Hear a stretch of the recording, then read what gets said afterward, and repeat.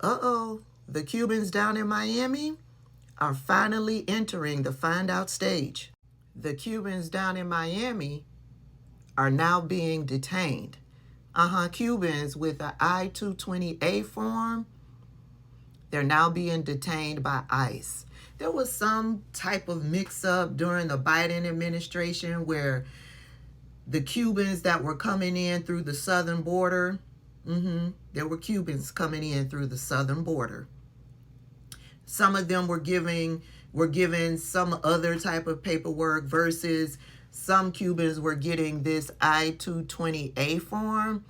And now all of those Cubans that were issued a I-220A form, Donald Trump and his administration are rounding them up and detaining them. You can find this article in the Miami Herald. The Miami Herald is a huge newspaper publication down in South Florida. In the article, it says, immigration lawyers estimate that hundreds of thousands of people have gotten the I-220A form after being processed at the U.S.-Mexico border.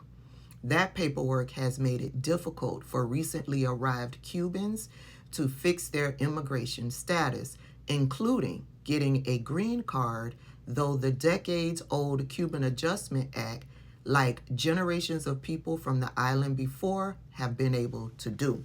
So it's a problem with this I-220A form. The I-220A form is a form that simply documents that a migrant has been released into the United States by Immigration and Customs Enforcement, but it does not confer lawful or permanent immigration status.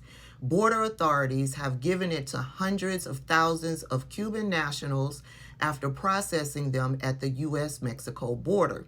The Cubans were placed in what are called removal proceedings, a legal process to determine if an immigrant should be deported and released with certain conditions, including attending immigration court hearings and checking in with authorities. Some Cuban immigrants used the paperwork to apply for green cards and got them granted through the Cuban Adjustment Act, a 1966 law that allows Cubans to apply for permanent residency a year and a day after arriving in the United States. However, in September of 2023, Immigration Appeals Court judges ruled that I-220As could not be used to get green cards. That means that Cubans who entered the U.S. with the document have had to find other ways to permanently stay in the U.S., including seeking political asylum or having family members request a green card on their behalf.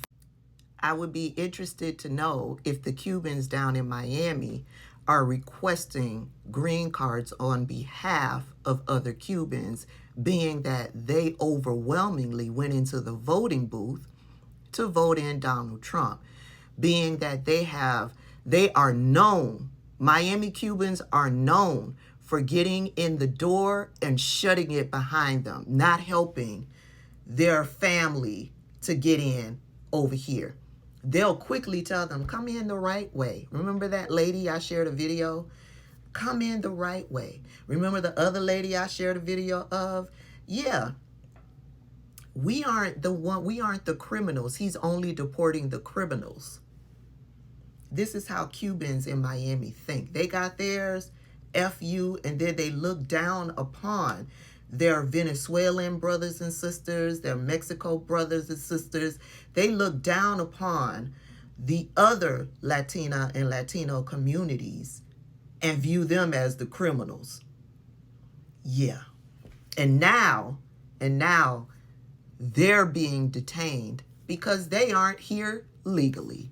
Child, where's my video?